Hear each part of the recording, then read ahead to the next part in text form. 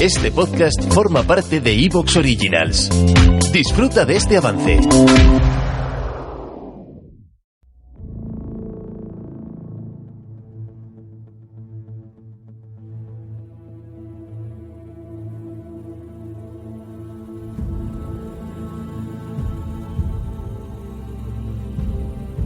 Tras la caída de Siracusa, lo que tocaría sería hacer inventario de lo saqueado, que será muy importante, volver tranquilamente a Roma, disfrutar del merecido triunfo, pero aquí no tenemos ni un minuto de descanso. Cambiaremos de escenario, viajaremos a la península ibérica y seremos testigos de la muerte de los hermanos Cornelio Escipión, Publio y Neo, que estaban en Hispania desde el año 218 a.C. peleando a su bola contra los cartagineses. Y espérate que la gripe no haga que estos dos vayan acompañados de mí mismo, porque estoy fatal. Pero aún así, te doy la bienvenida a Roma a Eterna.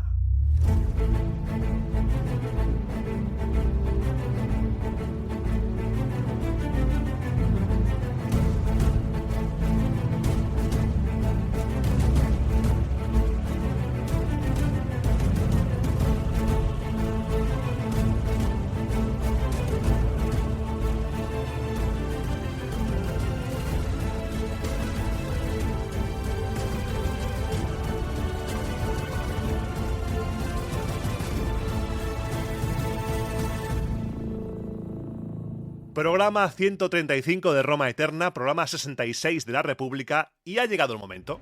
Ha llegado el momento del año. Cada año hay como 1 o 2, a veces 3, programas en los que mi voz está diferente.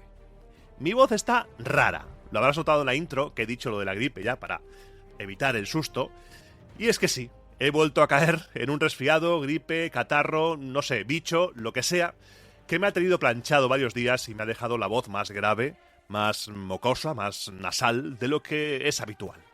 Así que yo te pido disculpas por esta voz, pero hay que grabar. En la antigua Roma no había baja médica, así que mientras la salud lo permita, mientras yo pueda estar aquí, agarrado al micrófono intentando grabar, seguimos adelante.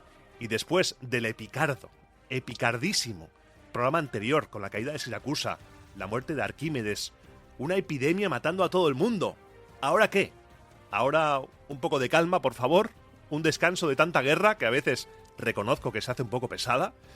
No sé yo, porque la cosa está que arde. Recuerda que mientras Siracusa estaba cayendo, habíamos dejado el cerco en Capua estrechándose, un cerco que, ya sabes tú, que era un poco así, porque pasaba todo el mundo, parecía eso la ronda litoral, y Capua era la máxima traidora, así que va a haber guerra ahí. Su caída era algo personal para los romanos. Pero antes de ir a la campaña, antes de cerrar el cerco y aplastar a Capua, tenemos temas que comentar, hay cosas de las que hablar, por supuesto. Por ejemplo, antes de la caída de Siracusa nos cuenta Tito Livio que Tito Tacilio, el que estaba al mando de la flota en Sicilia, fue hacia Útica, en la desembocadura del río Bagradas, en el lugar donde ocurrió lo de la serpiente gigante, entró en el puerto de Útica antes del amanecer, capturó un montón de naves de transporte cargadas de trigo, devastó los alrededores de la ciudad y volvió a Lilibeo, a Sicilia. Es un movimiento a remarcar porque Útica está en el norte de África. Útica está cerca de Cartago. Tito Tacilio, en un rápido movimiento, ha llevado la guerra de nuevo a África. Algo significativo. Saquea trigo, saquea la población y se va.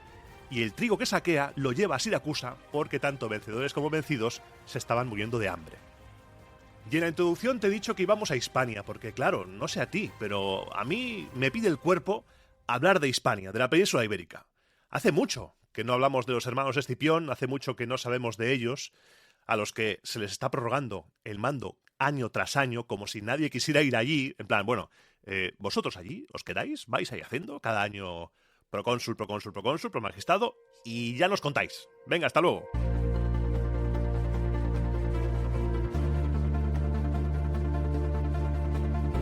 Y es que ahí siguen, y hace casi 2 años que no ha pasado nada remarcable. Según cuentan las fuentes, la guerra de Hispania estaba siendo más de estrategia que de enfrentamientos en ese momento, más de alianzas y traiciones que de batallas. Y la cronología va a ser algo confusa. Cuando digo confusa es que no te creas nada, a veces, de lo que cuentan las fuentes, porque hay fuentes que dicen que todo esto que te voy a contar sucede en el 212 a.C., otras en el 211, otras a caballo entre uno y otro, así que te lo aclaro antes de empezar, te lo digo directamente, esto es una locura, y seguimos, aquí con la voz rota, seguimos en el año 212 a.C., un año casi más largo que el 216, y nos desplazamos a Hispania, a la península ibérica. Empezaba el frío a amainar y los generales romanos salieron de sus cuarteles de invierno y reunieron a sus tropas. No dicen dónde se reunieron, pero seguramente fuera por Tarraco. Una vez este ejército romano todo junto se reunió el Consejo Militar y estuvieron valorando los generales cómo iba a ir la campaña, cómo proceder a partir de ahora, qué hacer en ese año. Hasta ahora lo que habían hecho los romanos era retener a Asdrúbal, el que pretendía irse a Italia, pero tocaba finiquitar ya de una vez por todas la guerra en Hispania. Tocaba cerrar ya porque estaba esto oliendo. El Consejo estaba convencido de que contaban con suficientes efectivos para dar el golpe final, ya que ese mismo invierno se habían incorporado a las filas romanas 20.000 celtíberos. Y claro, los romanos estaban hinchadísimos de confianza. Por parte cartaginesa había en la península ibérica en ese momento 3 ejércitos. Uno al frente de Asdrúbal Barca, otro al frente de Asdrúbal Giscón y otro con Magón a la cabeza. 3 primeras espadas, por supuesto. Y los 3 habían unido sus tropas y estaban a 5 días de marcha de distancia de los romanos. Algunos pensarían, es ahora o nunca. O les partimos la cabeza ahora o se nos escapan. Para que nos situemos, el más cercano de los 3 ejércitos cartagineses, que estaban juntos sí, pero no revueltos, era el de Asdrúbal Barca, que tenía sus tropas junto a una ciudad que Livio llama Amtorgis, por lo que el plan romano era acercarse y sorprenderle. Los romanos estaban convencidos de que tenían fuerzas suficientes para hacer esto, para llevar a buen término este ataque, y el nivel de sobradez era tal que la única preocupación, ojo a lo que te voy a decir, ojo a este griposo locutor que te cuenta cosas, ojo, la única preocupación que tenían ahora los romanos era que el otro Asdrúbal y Magón se alarmaran con la derrota del Barca, se retiraran a los montes y bosques inaccesibles y prolongaran la guerra. Tenían claro que iban a ganar, y había que evitar que se escaparan los otros 2, por lo que pensaron que lo mejor en ese momento, lo mejor para cerrar la trampa, sería dividir las tropas en 2 grandes cuerpos para abarcar toda Hispania al mismo tiempo en la campaña, como cuando te contaba, ¿te acuerdas en tiempos de las guerras samnitas? Te contaba que los 2 cónsules iban en paralelo devastando, pues así, hacemos 2 ejércitos, avanzamos a la vez y les pillamos a todos a la vez. El reparto de tropas romanas sería el siguiente. Publio Cornelio Escipión mandaría 2/3 partes de los efectivos romanos y aliados contra Magón y contra Asdrúbal Giscón, y Gneo Cornelio Escipión, por su parte, con el tercio restante, al que se le unirían esos 20.000 celtíberos, dirigiría la campaña contra Asdrúbal Barca. Muy bien, Publio contra Magón y Asdrúbal Giscón, y Gneo contra Asdrúbal Barca. ¿Queríamos un capítulo sin guerra? Queríamos un capítulo un poco tranquilo, pero es que no hay tiempo que descansar. Estamos en una época tremendamente movida, tremendamente bélica, y cuando no es una cosa es otra. Cuando no es una cosa es otra, cuando no es una batalla es otra, no tenemos tiempo.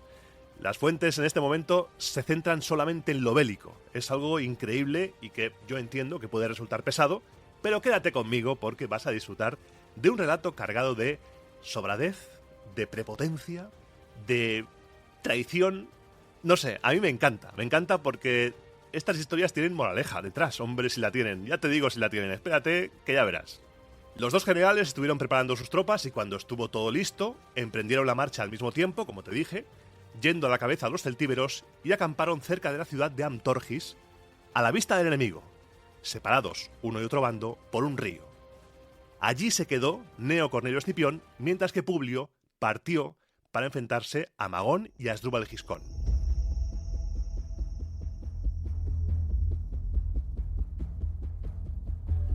Asdrúbal Barca, al ver que llegaban los romanos, estableció puestos de vigilancia y él mismo vigiló. Estuvo un rato observando el campamento romano y se dio cuenta de que romano, lo que se dice ejército romano, de eso había poco. Porque el grueso de sus filas eran los celtíberos. El contingente más importante eran los celtíberos, los romanos eran minoría. Y aquí Livio, que es quien nos cuenta este relato, deja escapar otra de sus faltadas, propias de que él es romano, y dice que Asdrúbal era conocedor de la absoluta deslealtad de los pueblos bárbaros y especialmente de la de todos aquellos entre los que llevaba tantos años de campaña. Recuerda que cuando hablamos de bárbaros en este contexto no estamos hablando de gente incivilizada, salvaje, no, son extranjeros, son pueblos extranjeros. Básicamente, lo que sucedió aquí es que Asdrúbal Barca se reunió en secreto con los jefes celtíberos para hablar con ellos. No fue muy difícil, ya que ambos campamentos, al contar con un buen número de soldados hispanos, se entendían bien. Fue nada complicado establecer relaciones y establecer mensajes y, oye, ¿qué? ¿Cuándo quedamos? ¿Dónde? Venga, va. Y acordó rápidamente con ellos que a cambio de una fuerte recompensa económica retiraran de allí sus tropas. No es una traición. No os estoy pidiendo, amigos hispanos, que traicionéis a los romanos. No os estoy pidiendo que matéis a aquellos con los que habéis pactado. Simplemente os pido, con esta suma de dinero detrás, os pido que no hagáis nada, que os vayáis. Ya está. No luchéis y os llevaréis este espléndido cheque, este lote...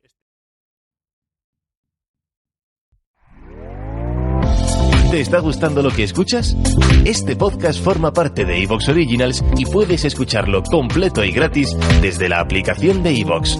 Instálala desde tu store y suscríbete a él para no perderte ningún episodio.